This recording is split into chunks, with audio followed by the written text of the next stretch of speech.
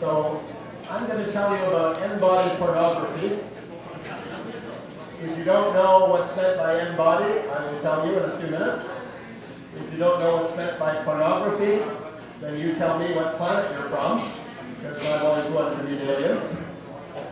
I'm going to tell you about an encounter, but not a close encounter of the third kind, a brief encounter of the creative kind. Brief Encounters is an initiative that was created by Vancouver's Tomorrow Collective. And what they do is they invite pairs of people, creative people with very different backgrounds, to collaborate on a live performance. The encounter part is the fact that they don't know each other ahead of time. They don't even know who they're going to be paired with ahead of time. The brief part is not just the fact that the performance is 15 minutes long, but also that once they meet, the clock starts ticking 2 weeks, counting down to the premiere of their live performance, and it's showtime. It's kind of like a chemistry experiment, where you're mixing two unknown ingredients, maybe volatile. You don't know what's going to happen. Hopefully the reaction will create something beautiful and artistic. But it's also possible it might be an adverse reaction. So let me introduce you to the first ingredient in this creative chemistry experiment. Chloe Z, shadow theater puppeteer. Her production company is called Mind of a Snail. They have had shows at the Fringe and elsewhere in Vancouver and around the world. And Chloe could not be here tonight. She sends her regrets. The second ingredient, me, astrophysicist Jaymie Matthews.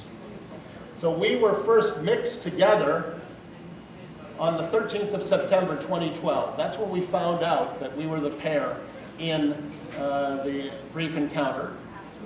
And a week after that, and a week before our premiere performance, one of 3 nights at Performance Works in Granville Island, we were asked to tape a video introduction. We would introduce each other to the audience and talk a little bit about the creative process. And this is where I found out that our reaction was having a little bit of friction. And hopefully we'll have enough volume here for the video that's starting here. Okay, this is Jaymie Matthews. He's an astrophysicist. Dr. Jaymie Matthews. I didn't go to 6 years of evil astrophysics school for nothing. This is called Mind of a Snail, one of the most accomplished shadow puppeteers in the world, and in any other world than I should know, because I study other worlds. About our process, well, it's been challenging, and I think as we keep going, it will get easier. We started out not knowing how we were going to meld together, and we're gradually feeling out what it looks like to have a collaboration. She's the one of the brief encounter artists who got stuck with the rocket scientist instead of the singer or the dancer or the playwright or the filmmaker.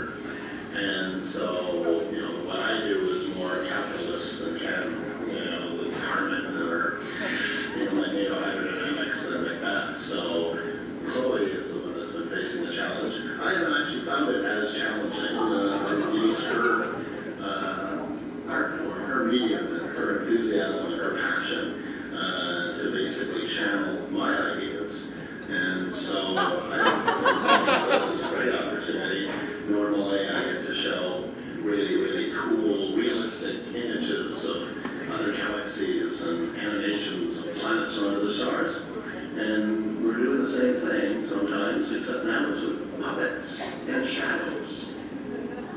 Duct tape. Yes.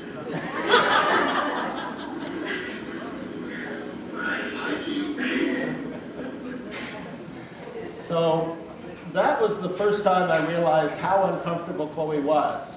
and on camera, and so I'm just doing my best to sort of recover from that.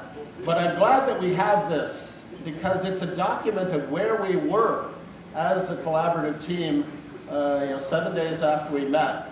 And the night after that, in the CBC studios, space that the Tomorrow Collective had made available to us and the other brief encounter pairs, we had our breakthrough. We finally connected, understood where each other was coming from, how we had misinterpreted each other before, and so the naive scientist finally understood my artistic partner, and the artist understood the scientist.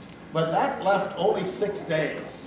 Now, I've heard that you can actually create pretty impressive stuff in 6 days.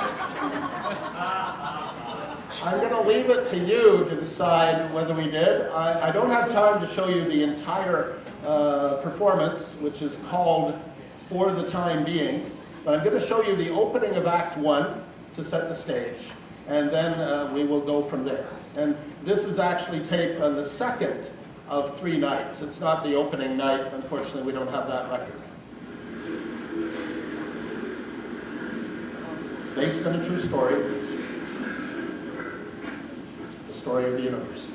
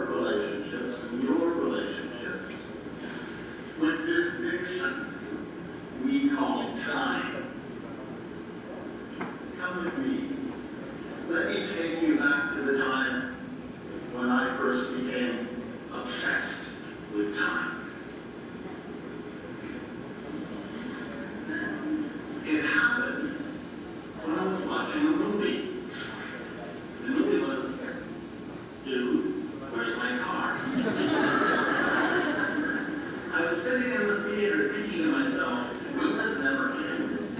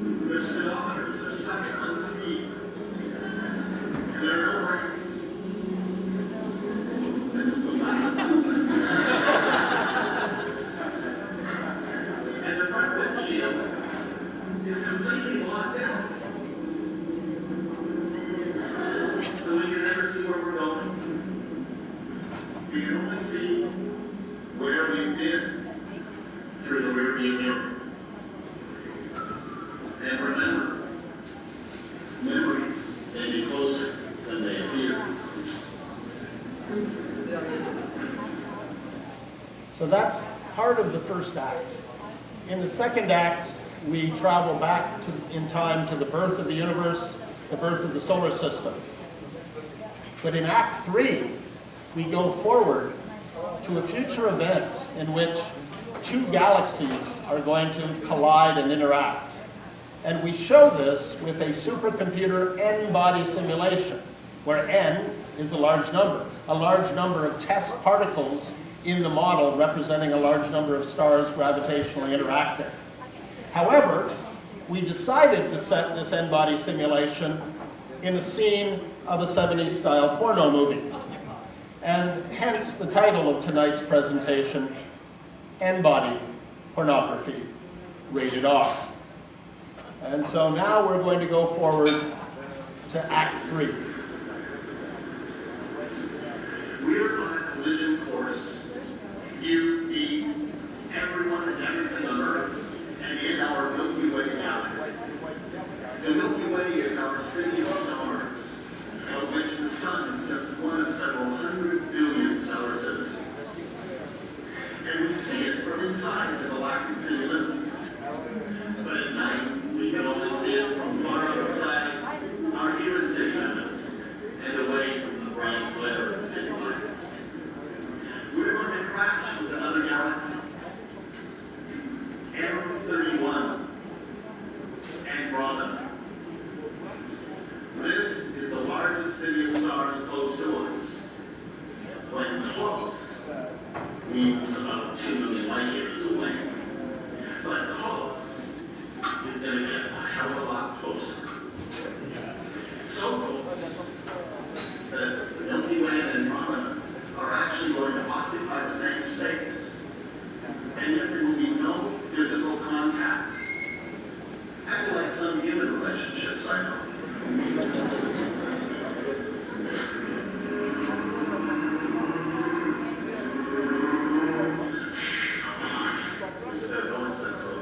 When two cars crash head on, you don't get a new model car. But when two galaxies crash head on, you actually get a new model galaxy. Our next destination is 4 billion years into the future, when the spiral arms of Andromeda and the Milky Way will embrace each other, their bodies entwined in gravitational ecstasy. There is no contraceptive that works on gravity. This is unprotected interstellar intercourse with tidal waves that will climax in the conception of a new galaxy. So, ladies and gentlemen, for your intellectual curiosity and your voyeuristic pleasure, I invite you to peek through the cosmic keyhole and witness live and uncensored hardcore intergalactic porn.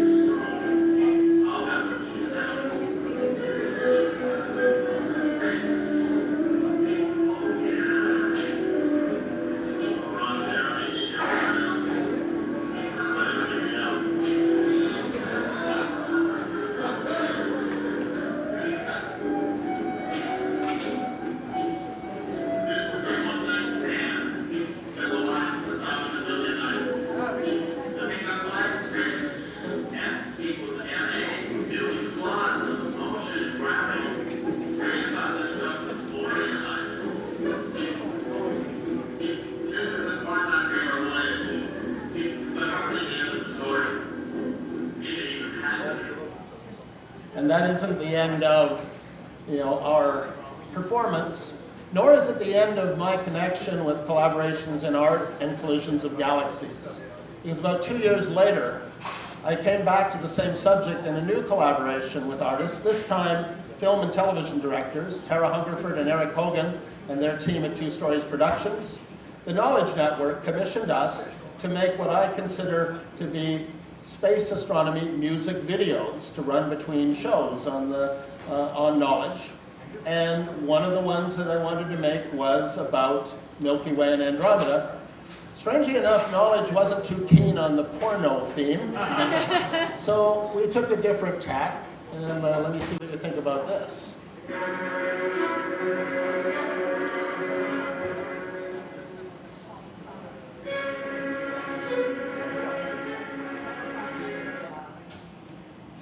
Oh.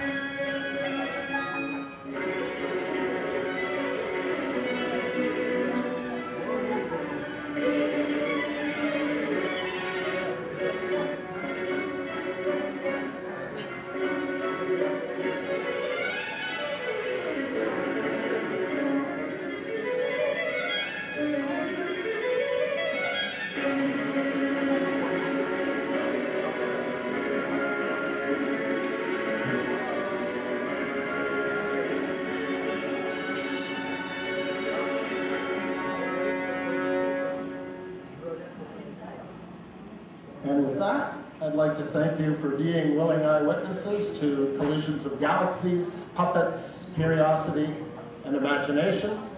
And just if you'd like to experience the talent and imagination of Chloe and Mind of a Snail, your next opportunity will be February 12th, Space Melt, a collaboration with Mind of a Snail at Renegade, and check out the Mind of a Snail website for her upcoming shows. Thank you very much for your attention tonight.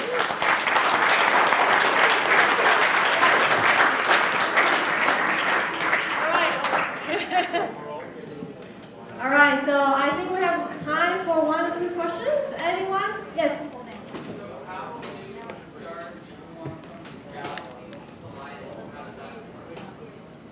I just heard the last part of the question about galaxies colliding. Sorry, could you repeat? Oh, how do we know that stars form out of the collisions of galaxies? And again, keep in mind that there is no collision.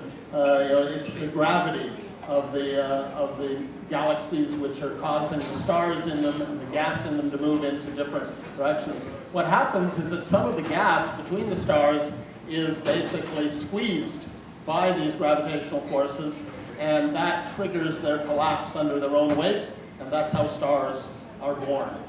Basically collapsing nebulae is the technical term for interstellar clouds falling in, and that's how stars and planets around stars be formed. So this is kind of a Kickstarter for star birth. That it happens in galaxies like our own. It's happening even as I speak. But if you have 2 galaxies that interact gravitationally like this, then it triggers even more bursts of those. And we, in fact, sometimes call them starburst galaxies without impinging on the trademark of the candy company. Oh, I see a question over there. How often do galaxies collide? Thank you. We see the after effects of them. We see the collisions sort of in progress. Galaxies tend to collide more when they're in clusters, and there are lots of galaxies in clusters when they're relatively close together. But to be honest, I don't think anyone's ever asked me how often it happens, so I'm not sure. But it takes a long time. The one thing in terms of talking about when it happens and how fast it happens, one of the things that's counterintuitive about galaxy crashes, with a car crash, the faster the cars are moving, the more damage, the more visible effects. With galaxies, it's the slower they come together, the longer that gravity has a chance to exert its influence, that you see the biggest effects. So if two galaxies crash into each other at high speed, they just slide through one another as if they didn't even know they were there and go off on their trajectories, totally oblivious to the fact that they just passed through one another. But if they do it slowly, just like in human collisions and human interactions, then you can have fireworks. Okay, I know there's a question still there.